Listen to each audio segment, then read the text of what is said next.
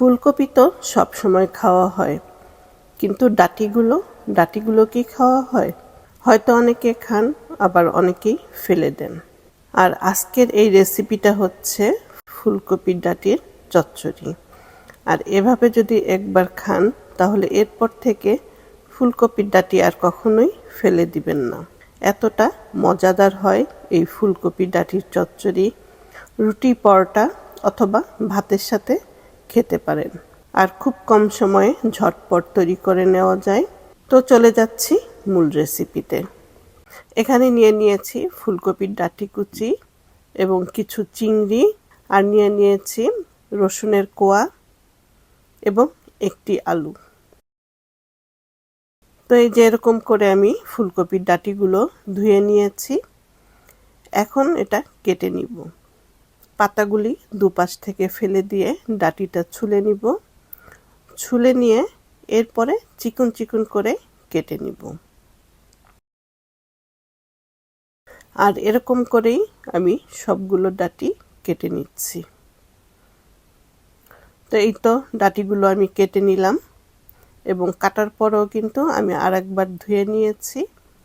তো এখন চুলায় পানি বসিয়ে দিলাম, আর এর মধ্যে দিয়ে দিলাম 1 চা চামচ লবণ, এবং লবণটা দিয়ে এরপর আমি ডাঁটিগুলো দিয়ে ডাঁটিগুলো ভাপ দিয়ে নিব।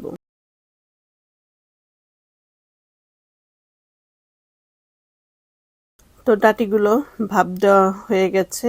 ডাঁটিগুলো কিন্তু সেদ্ধ হয়নি, শুধু ভাপ দিয়ে নিয়েছি। এখন পানি থেকে ডাঁটিগুলো আমি তুলে নিচ্ছি। চুলায় বসিয়ে দিলাম একটি প্যান, আর এর মধ্যে দিয়ে দিলাম 2 থেকে 3 টেবিল চামচ রান্নার তেল। দিয়ে দিচ্ছি আধা চা চামচ গোটা জিরে এবং আধা চা চামচ গোটা সরিষা। একটি তেজপাতা 4 ভাগ করে ছিঁড়ে দিয়ে দিলাম। তো এখন এটা একটু ফোড়ন তুলে নিব, এবং ফোড়ন তুলে নিয়ে এরপরে দিয়ে দিচ্ছি পেঁয়াজ কুচি। পেঁয়াজ কুচিটা একটু নেড়ে চেড়ে নিয়ে এরপরে দিয়ে দিচ্ছি আস্ত রসুনের কোয়া। তো এখানে 10-12টি রসুনের কোয়া আছে। তো এগুলো এখন আমি ভেজে নিব।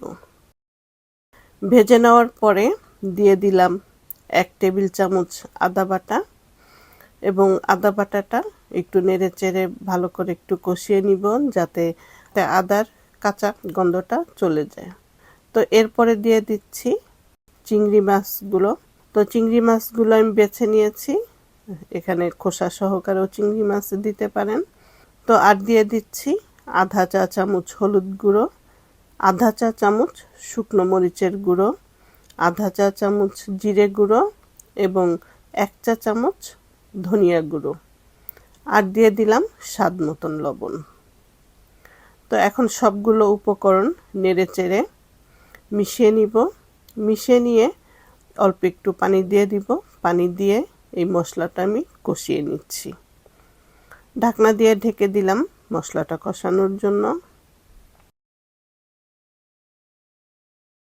তো 3-4 মিনিট পরে ঢাকনাটা খুললাম, আর মশলাটা কষানো হয়ে গেছে। এখন এই মশলার মধ্যে দিয়ে দিচ্ছি একটি আলু, লম্বা লম্বা করে কেটে নিয়েছি সেই আলুটা, এবং ফুলকপির ডাঁটিগুলো দিয়ে দিচ্ছি পাকা কাঁচামরিচ। এখন নেড়েচেড়ে মিশিয়ে নিব। 3-4 মিনিটের মতন আমি এই মশলার মধ্যে ডাঁটি আলুগুলো ভেজে নিব। ভেজে নিয়ে 1 কাপ পানি দিয়ে দিলাম, যাতে ডাঁটিটা পুরো সেদ্ধ হয়। তো পানিটা দিয়ে নেড়েচেড়ে মিশিয়ে দিয়ে এরপরে আবার ঢাকনা দিয়ে ঢেকে দিলাম। 5 মিনিট রান্না করার পরে ঢাকনাটা খুললাম, আর দেখতে পাচ্ছেন পানিটা কিন্তু শুকিয়ে গেছে। আর যেহেতু এটা চচ্চড়ি করছি, তো এখানে তো পানি থাকবেই না। তো ডাঁটিটাও সেদ্ধ হয়েছে এবং আলুটাও সেদ্ধ হয়ে গেছে। তো আমি আর কিছুক্ষণ একটু নেড়ে চেড়ে ভেজে নিব। এরপরে দিয়ে দিচ্ছি ধনেপাতা কুচি, আর এখানে একটু ধনেপাতাটা বেশি হলে খেতে স্বাদ হয়। তো এই তো হয়ে গেল আজকে চিংড়ি মাছ দিয়ে ফুলকপি ডাঁটির চচ্চড়ি। আশা করি রেসিপিটা আপনাদের ভালো লাগবে। আর ভালো লাগলে অবশ্যই স্বপ্নকথা প্যারিস চ্যানেলের পাশে থাকবেন। ভালো থাকবেন সবাই।